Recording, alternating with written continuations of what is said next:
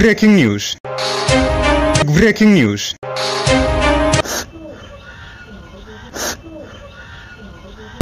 आसामनि सासे मन्थ्रिखौ जों दिनै जि सुक्तिखौ खालामगोन बे सुक्तिया जुदि आखरे आखरे पालन जाया आं नोंनि न' लांगोनायाव थांना सुइसाइड खालामहैगोन होननानै सुइसाइडर दिनটো হল 9 তাৰিখ এপ্ৰিল महत्यार कथा को मनत नायमत हाग्रामा महिलारिये रातिपुवा एटा कथा कय गधुलि एटा कथा कय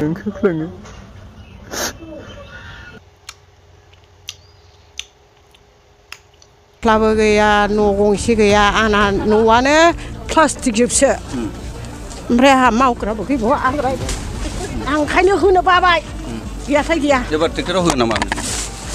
ओरैबो होलांनांगौबा उन्दुनानै थागोन आं गिजोबनाय निर्वाचनाव फैगासिनो दङ आं जेबो निर्मल कुमार ब्रह्म जेबो मोनसिदों लाया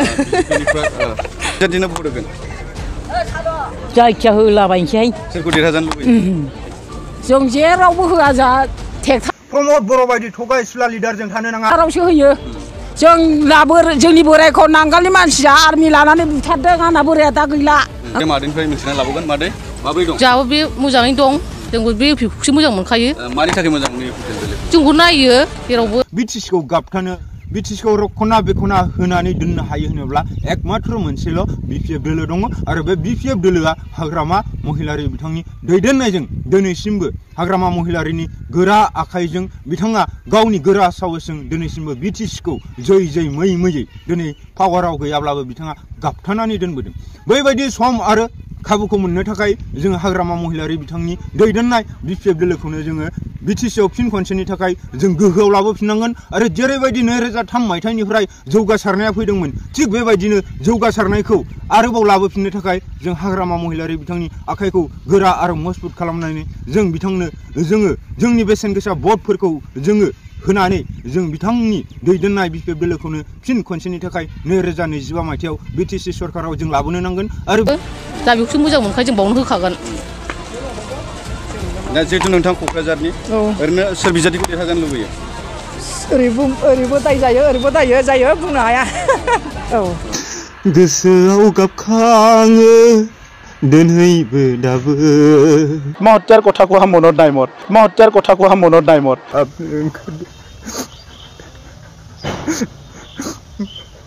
बोरैबा सानफ्लांदोंलै बे फिसारनि खोथाखौ सुइसाइडर दिनটো হল 9 তাৰিখ এপ্ৰিল 2025 8 তাৰিখ এপ্ৰিলত 5 বছৰটো কমপ্লিট फैबाय थानाय 9 एप्रिल खालार खालि बिथाङा रोंसारै गावनो सुइसाइड जाना थैनांसिगोन गावनि कमिटमेन्ट होनाय मथे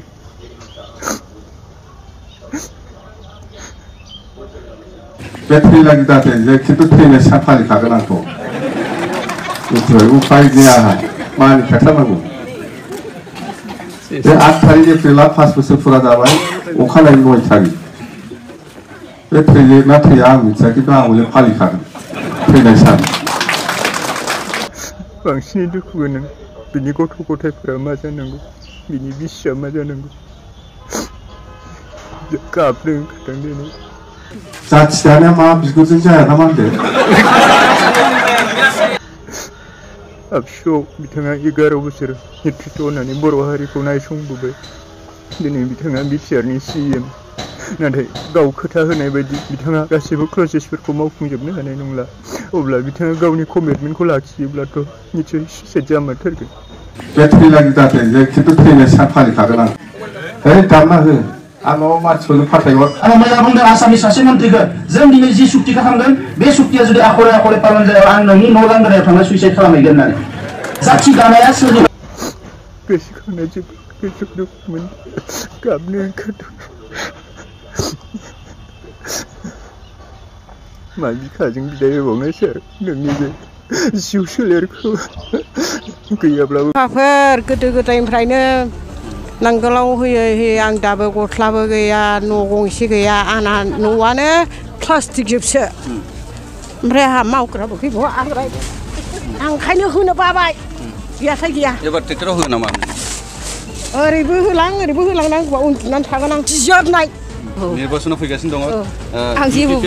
निर्मल कुमार ब्रह्म जेबो मोनसिदों लाया बारसे बिबारजोंब्लाबो नोंनि गोथै जिउआव बिबार बारसेजों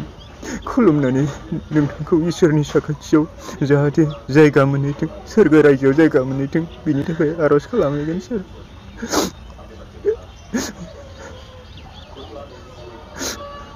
आरो हायोबा सारा जाखिनि क्लजेसफोर दंमोन बेखौ थाबैनो मावफुंनो समा बांद्राय गैलिया। बिखा थानायखाय जोंहा गाबनो ओंखारफ्लाङो।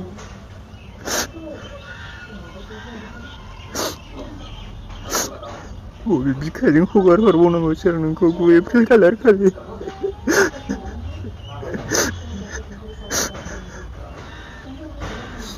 बे थैलागि जाथे जे खिन्थु थैनाय सान फालिखागोन आं। दामना हो आंनाव मानसिफोरनो फाथायहर। आं मैया बुंदों आसामनि सासे मन्थ्रिखौ जों दिनै जि सुक्ति खालामदों बे सुक्तिया जुदि आखरे आखरे पालन जाया आं नोंनि न' लांगोनायाव थांना सुइसाइड खालामहैगोन होननानै। जाथि दानाया सोरनिबा बिगुरजों सा साज्रां सानब्रबनानै बुंनाय खोथा नङा।